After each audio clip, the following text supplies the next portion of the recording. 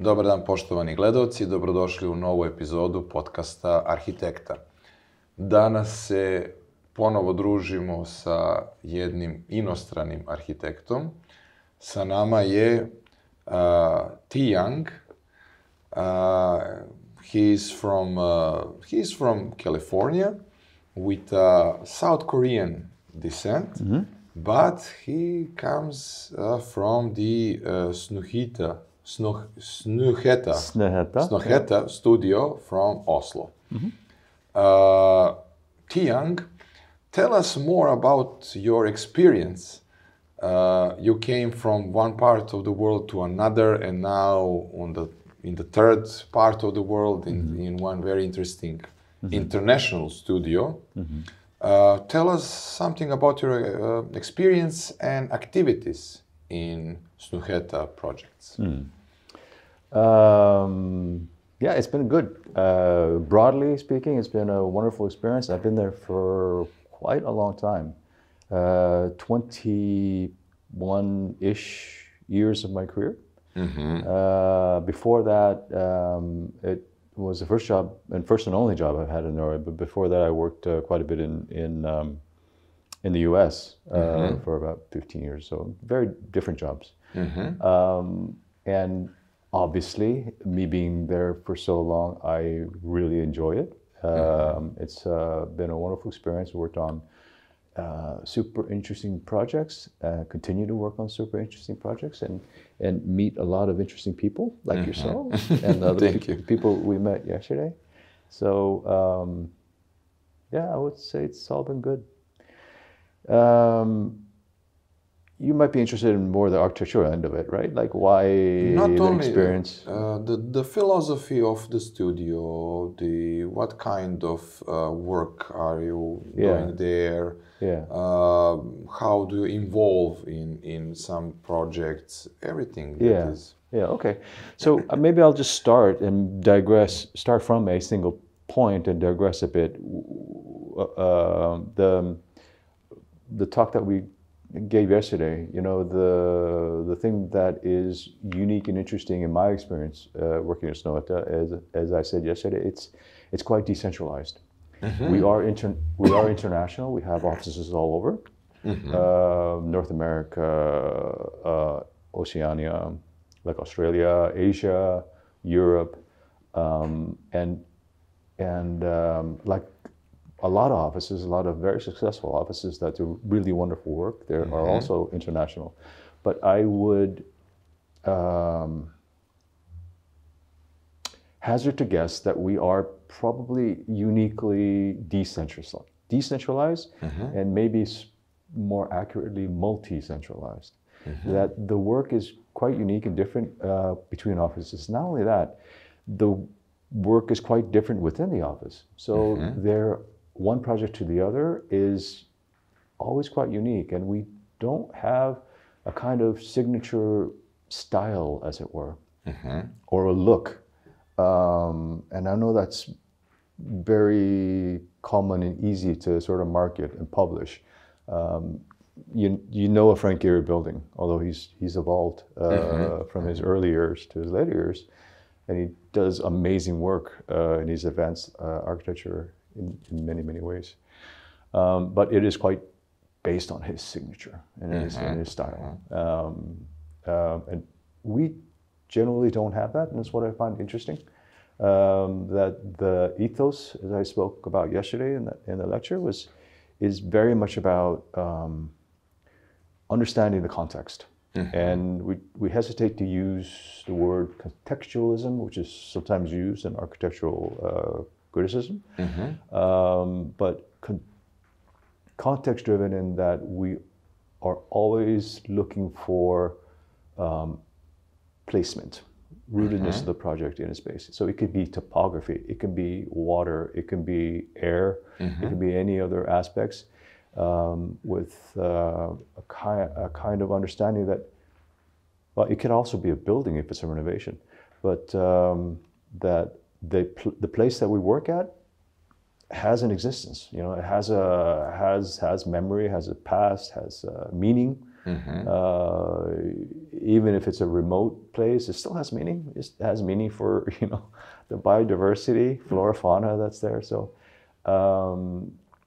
and I think that design ethos kind of naturally leads to a lot of variation and uniqueness in the projects, one to the other.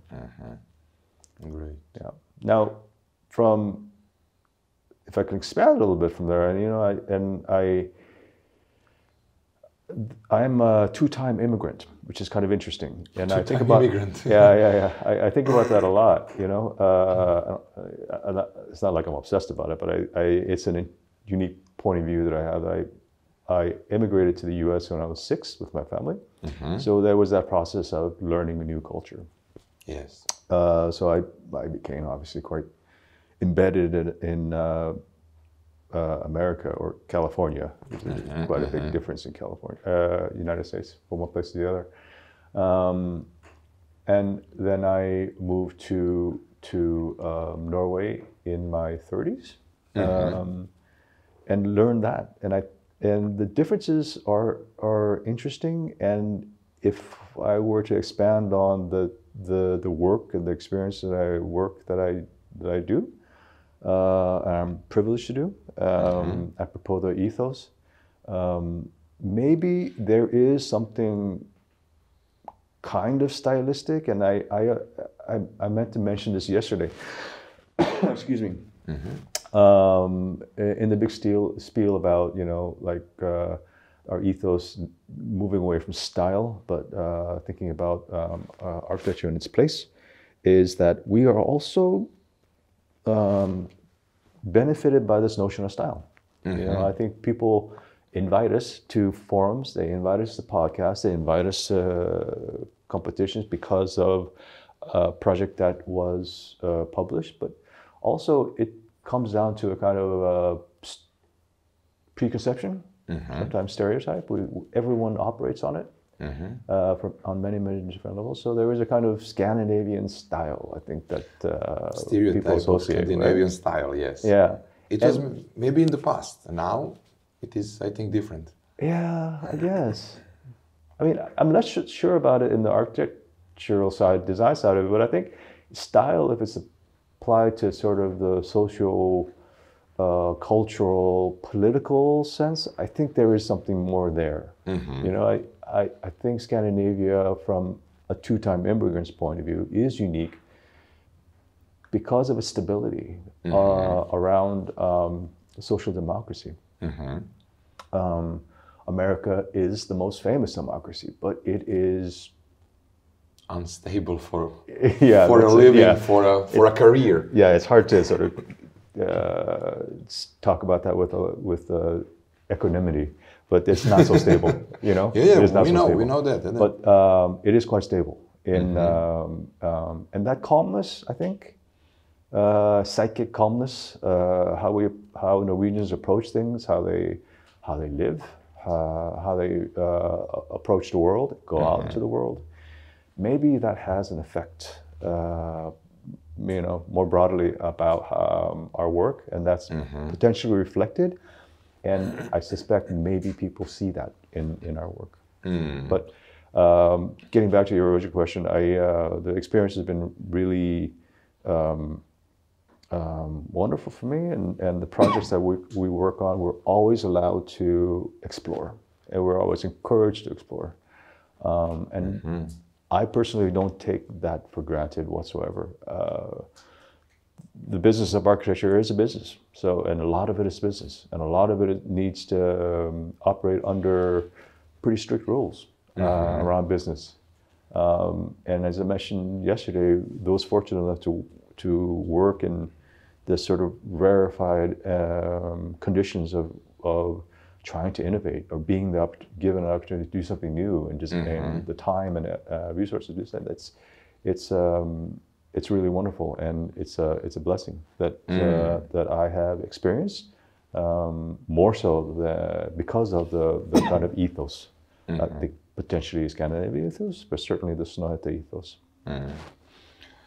Thank you, thank you, because you know the differences between states and the Norway are on the first place 300 and more million people are in the states. Over there are how many? 6, 7, 8? 5-ish, I think. Yeah. Less than a Serbia. Yeah. When you have such a small population, the whole country can say, okay, we have so much money, we can socially take care about everybody. Yeah. That doesn't mean that you do not have to work anything, but work your job, you will be paid from your boss, from something, maybe from your country, but in the States it is not like that, and because of that kind of differences are also here in Europe. Yeah. Countries that are bigger, France, Germany, or something like that, also have similar problems like the States, but the smaller countries that are rich with gas, oil, or something like that, or Switzerland, you know, neutral country with everything, and then the concept of living is way different. Yeah, I think there's a lot. I think there's a lot to that, and I suspect that it might be tempting and easy to sort of sign it off to wealth, the Switzerlands, the Monacos, the Norways of the world, you know. But that's certainly a factor. But I think there might be more to that. You know, I think that America is a super wealthy country. On a per capita basis, or what do they call it, PPP? Purchasing Power Index of people. It's one of the top 5, you know. But the system is driven, and it's very productive by keeping managing motivation and hunger. You know. Yes. But the carrot, the stick and the carrot. Exactly. So it's all about that. It's all about that's what drives America. And you need to innovate. You need to create. And you know, on the face of it, America is responsible for a lot of innovation, a lot of things because of that. But the downside of it is a tremendous amount of, you know, inequality and turmoil. But that turmoil is what gives us energy. You know, I think. Yes, it is. Let us speak about projects, about architecture. Those projects are, I think, mostly in Europe, in Norway. Our projects? No, these projects that we'll discuss. Oh, okay, yeah. I think they are. First of them is vertical Nydalen. Is building that pushes the boundaries of architecture. Tell us more about that iconic building. Yeah, I was actually lucky enough to work on that building a little bit in the, what phase was that? Like schematic design phase. The principle is, as you say, somewhat boundary pushing. It wanted to explore sustainability meaningfully, you know, and I think as we talked about yesterday, sustainability is a topic that everybody, thankfully, has on the in the foreground of their minds, and there are many different ways to do it. I think on the lower end of it, I think companies know they have to respond to it. Even oil companies know they have to respond to it, but that leads to somewhat disingenuous greenwashing effort to say that they're green and whatnot. So what you know what I mean? So I think we were with our client partners wanting to do this meaningfully. So it wasn't about green walls or PV panels or, you know, wood construction for wood construction's sake. So the driver was about understanding the operational cost of a building, which is primarily, a lot of it is heating and cooling and ventilation. Electricity used to be, but it's come down naturally in a way because of more efficient LED technology, LED technologies.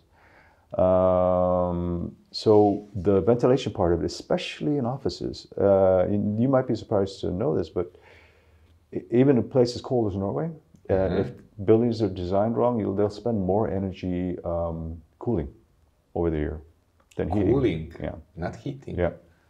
There's a famous example of a Price Waterhouse building in a new area that they wanted the glass box, you know, and the glass box. And I'm sure the architects or the material representatives said that, oh, this is high-tech glass. It's going to block UV rays, limit heat gain, but it still needed to be cooled for a surprising amount of time. Even in Norway. Even in Norway, yeah.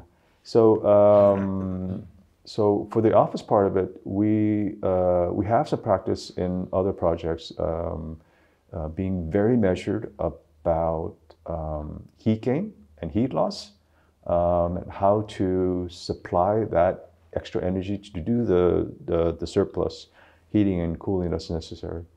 For this project, the mandate from the client side of it was to try to find a solution that did it passively, all the ventilation passively.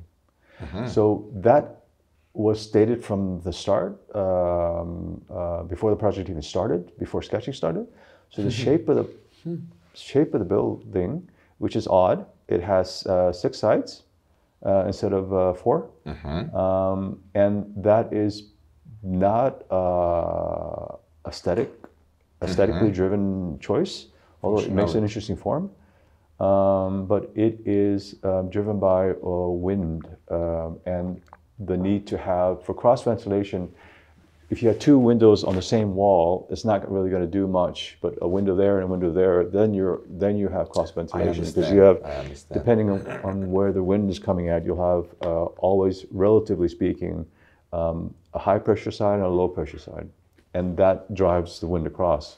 And the more wind you have, the quicker the wind moves across sides. So the shape of it is to increase the number of corners, to increase the number of sides, so that when you put in rooms, that each room, even if it's a meeting room, a lot of it was open floor plates, had ample windows to accept or drive a lot of the wind through there. That was the first part of it. The second part of it is that the offices were driven by night cooling. Or night also warming. So the interior was quite exposed to thermal mass to dampen the cycles of heating and cooling, so you can absorb heat during the day and release it slowly overnight. So the wind was also captured in the evening when people were not at work, so that in the summer months we had automated high windows that opened. That let in cooling wind in the evening, cool down the thermal mass, the exposed concrete and the heavy materials, so that when people came into work in the morning, it was much more temperate. Really? Yeah. Yeah. Because this is for the first time that I hear that people are using buildings to catch the winds on the north. I know for the wind catchers in the desert, countries, desert fields, where you must catch any kind of wind during the hot day, and to catch moist, to catch any kind of water and refreshment for the people. But I didn't know that the similar process or concept is used also in the north. But I think it just goes to show you that, as I mentioned when we were chatting yesterday, is that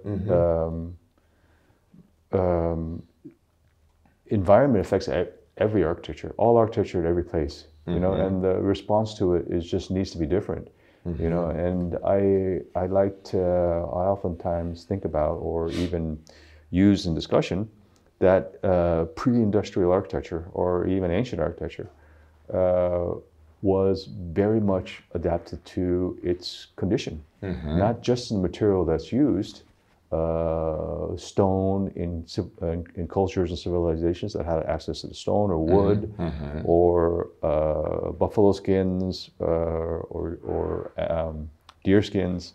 But those materials available at the time were organized and designed in a way according to the environment, you know, and that had to do with wind, whether you're in Lapland in the north or whether you're in the Sahara. You know, so the environmental conditions, that is to say, wind and moisture and the topography and all that is absolutely a driver.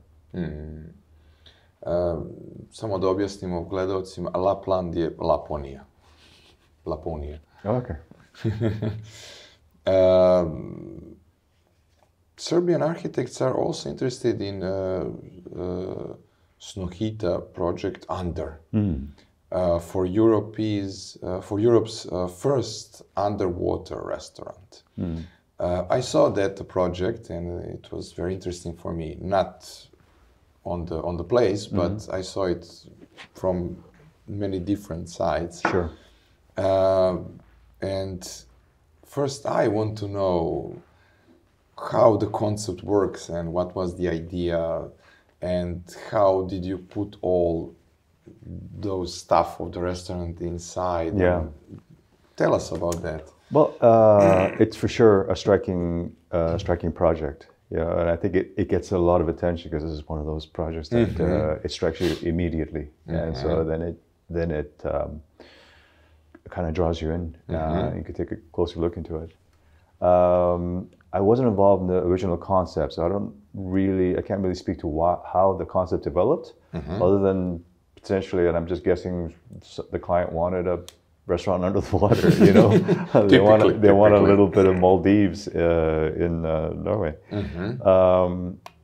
But what is interesting about it, as you alluded to, is how it was constructed, and how the project evolved into an immersive experience. Both for the restaurant goers, but also design-wise, which I'll describe a little bit. The construction was interesting in that we didn't build it. It wasn't built under the water. It was built nearby on a dock, all above ground. It was a dock, or it was like what do you call it? A floating platform kind of thing. I understand. So it was built. It's all concrete. I mean, the shell is concrete. So it was cast, the concrete part of it, the part that could be anchored, and it was pulled a tugboat out to its side and dropped into place. Yeah. Just drop, or? Well, I mean, I think they dropped it carefully. Dropped carefully. Yeah, and anchored it. So that was broadly how the construction strategy worked, and they fit out the inside there were, as far as I know, not too many construction workers in scuba gear. Scuba diving gear. Yeah, there were just a few to anchor the thing down.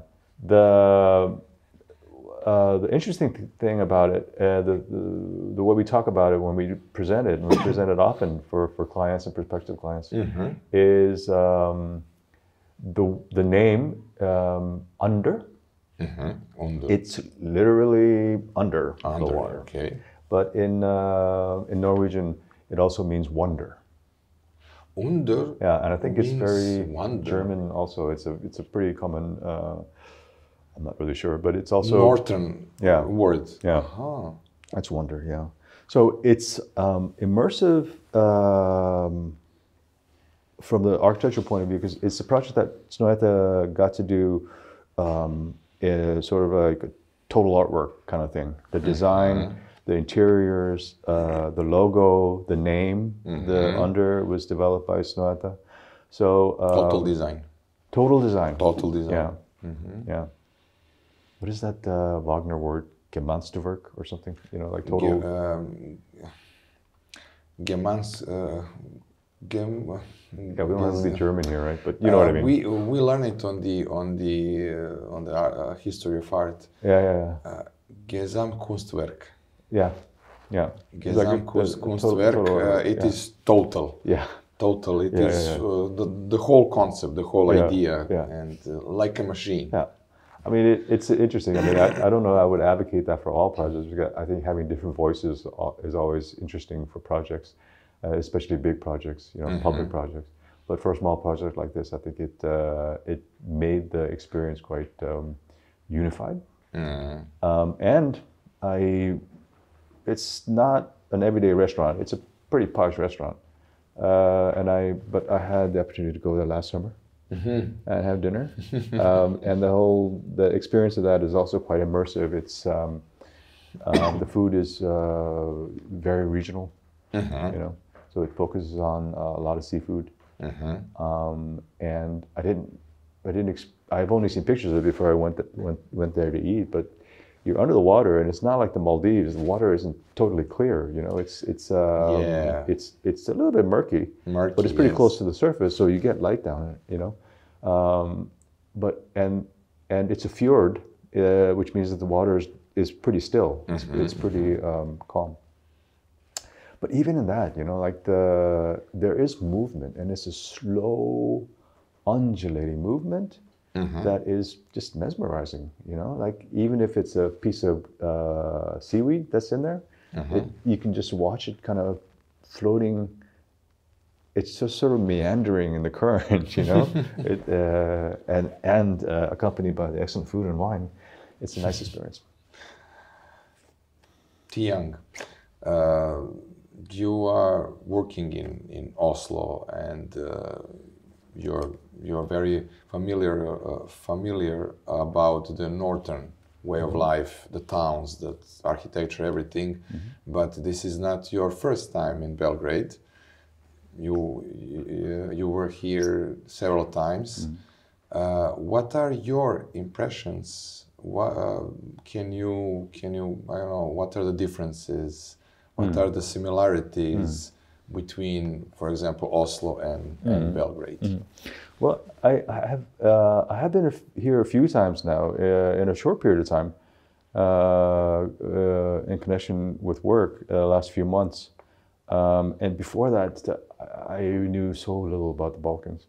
I only absorbed what most people absorbed in the headlines, pretty traumatic.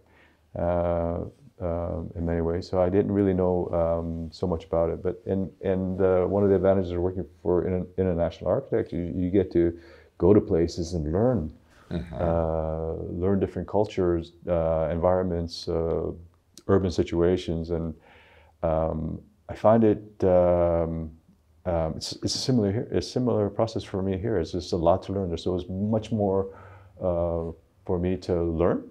Hopefully as we continue to work here and I continue to visit. So it's exciting and interesting to me and energizing to me. And I mentioned this the other day to some people, I understand that there has been over the few decades some turmoil, you know, social and especially political turmoil. And it seems like it's calming down. It seems like a broad brush sort of way. I think that has stabilized, and it looks like, judging by the cranes and the construction and the activity, that there is now kind of a renewed investment into the country, which is very encouraging. And I visited a couple other places in the Balkans, and it's kind of the same. You know, I think the dynamic is there. So it's an exciting time to rebuild, and my impression, especially from meeting some of the younger architects, there's a lot of interest and knowledge and curiosity to be able to do that well, you know. And I also mentioned yesterday that I especially in the city center of Belgrade, I love all the different types of architecture you see. You know, they're kind of run down-ish because of all the years of some turmoil and the turmoil and lack of investment. But you see these wonderful kind of array of architecture from, you know, early 1900s all the way up to now. Yes. So I see that as a really exciting potential for renewal. And I know that there will be an impulse to generate a lot of new area, like New Belgrade, along the coastline. There'll be a lot of that. But what I see a great potential and of the, I guess one might say, the bones of the city. You know, there's a lot of potential there to build off of. You see, the Belgrade was destroyed several times. Only in 20th century, First World War, Second World War, bombing in 1999 by the NATO. And there are so many, because of that, there are so many holes in the some city blocks that were rebuilt in another era, in another style. And you can see, you know, a building from the beginning of 20th century, another one, 20s, 30s, then 50s, 60s, again 20s, 30s, then 80s, 90s. And we have one problem: we cannot keep one part of the city to be, you know, protected, because we have only 2 or 3 small parts of the Belgrade that can be protected by the law, because they are from the same period. How interesting. That's very interesting. Yes, and the problem nowadays is that there are so many cranes, so many new buildings, but we have problems with investors. Investors do not want to invest in good architecture because everything can be sold here. Even residential, business, it's enough just to have, you know, glass and windows and to have something interesting facade, but that is what is the most important. Your building must be on the special place. That place sells the apartments or business. People are not looking here at something that you said, sun, the cooling, the heating, they are not thinking about that. 30, 40 years ago, when some residential parts of the Belgrade were built, the architects were thinking about everything. Everything in urbanism, how to put the building, how to orientate the buildings, the roofs, the facade, the terraces, everything. But nowadays, when architects want to discuss about that, to say something that is normal, that is reasonable to investor, he said, no, only, you know, only the stuff that is that you need to have, and that's it. I could see there's obviously a lot of truth in what you're saying, but I choose not to give up hope. I guess, you know, I think there are. Of course. I think there are. I think if you take a broad sort of philosophical approach, I think our capitalist system, the normal capitalist system that we share in many countries, money speaks, and so that is a driver, profit. So that happens. I guess it's happening here, but it certainly happens in most countries in capitalist system. So the logic of money and investment, the whole banking structure, all of that, is driven in a straight line. You know, but there are exceptions, and I think not all developers think the same. We've had good experience with developers that want to push something different, something new. Yes. And make no mistake about it. I mean, most of those companies, they have their normal business, you know, the normal supply chain that's profitable, and they want to try something new, but it's kind of more of a branch. Yes. So, but I think it's possible to, as architects, as professionals, as designers, especially people that are just coming into their own universities, I think they can work to like extend that one branch, you know, like try to feed that branch as much as possible. You can't ignore the normal supply chain of construction. It works the way it does, you know. But I think if we all take a concerted effort and try to encourage another branch, you know, I think it's possible. And it's interesting what you say about the reason for the divergent qualities of space here. It sounds tragic, obviously. You know, your country being destroyed every 50 or 100 years. Less, 20 to 50. Yeah. That sounds awful. But in a ways, if we leverage, you can potentially leverage that, and that just can be a strength. You know, yes. A tragedy turned to a strength, and that diversity of architecture and memory that the city kind of retains through all that tragedy. It seems like an opportunity to sort of privilege that and showcase it. It is, because when foreign, Western or Eastern investors came to Balkan at the beginning of 2000s, they saw that, for example, in Greece, in Athens, there is no place to build new buildings in the center or something like that. In Budapest, in Hungary, you have an old city, and you cannot destroy the city. You cannot build taller buildings than the other buildings that are over there, because mostly they are from 19th and the beginning of 20th century. Some other countries were very poor in those days. For example, I don't know, Bulgaria, Romania, they are now in European Union. Albania is opening also. Foreign architects are coming over there to build, to project the buildings. And I think the investors in Albania are more open-minded than in Belgrade.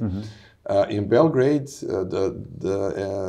the Belgrade is a center of everything in Balkan, except Athens, that is on the way down on the south of the Balkan Peninsula. Belgrade is center of everything, of business, of investment, of nightlife, day life. When you come to other cities of ex-Yugoslavia, you will see that there is great architecture, but not in that amount. And over there, it is not such a big party like in Belgrade. Everybody are projecting or working or, I don't know, investing here because we have so many empty spaces that came after collapse of some state companies, and they have some, you know, old factories or old office buildings that are in the center of the Belgrade, and you can demolish it and to build another one. And that kind of, how can I say, that kind of privilege, you cannot find in Athens, you cannot find in Sofia, Bulgaria, or in Bucharest, in Romania, Zagreb, no. Sarajevo, no. And there are some problems with politicians, corruption or something like that, but that is the Balkan. It is not like in Scandinavia. There is a joke, but it is a truth. One Serbian guy or guy from Bosnia, who cares, came to Sweden and he bought land to build a house. But he built it on the traditional way. Just call the workers. He has a plan drawn by his hand or something like that. And in the few months, he made, you know, everything from the bricks and the concrete. You know, simple roof or something like that, but people from the you know, from the country came and say, where is the plan, architectural plan? And he said, but you didn't put it on your in your papers, in your documents, in your law, that you must have an architectural plan. Okay. Because, you know, for more than 100 years in Sweden or some or other countries like that, it is normal to have an architect. You cannot build it like by yourself. And they said, okay, this is the hole in the law. Okay, just put the facade and the colors to be similar to others. We won't demolish it, but please be fit in. Be fit in. Yes. And because of that. Well, they're the Swedes for you. What? They were the Swedes for you. Yeah. No, I mean we have the Norwegians and Swedes have a lot of jokes about each other. Really? Yeah. Like the Serbs and Croats. Yeah. Tell us one for the end. I will not traffic in that kind of thing. I don't really know, but they do kind of. It's kind of like a friendly joking with one another. You know, they make jokes at each other's expense. You know? I think I know that. What are your? Do you have some other impressions about architecture, about Serbia? No, I mean, I just wanted to add to what you were saying. Your experience, obviously, you live here, you study it. In my short experience, I am optimistic. I have no reason to be cynical about developers or building in Belgrade. The short experience that I've had so far with professionals and developers has been really positive. But it's a small sample. I understand I don't have the depth of the experience that you do. But if that small sample that I have experienced is any indication of what may come in the future, then the future is bright, I think. Let us hope so. Tae Young, thank you. Thank you. We learned something interesting about the country and about the studio that you are coming from. And I think you will be here in Belgrade maybe next year, maybe in a few years. And I think that you will be here not only like a visitor or like a lecturer, but also like an architect, like an architect on some interesting project. Indeed. My hope is to be here in many different capacities, as an architect, as a tourist, many different ways. It's an interesting place. I'd like to know more about it. We're expecting you. Thank you. You.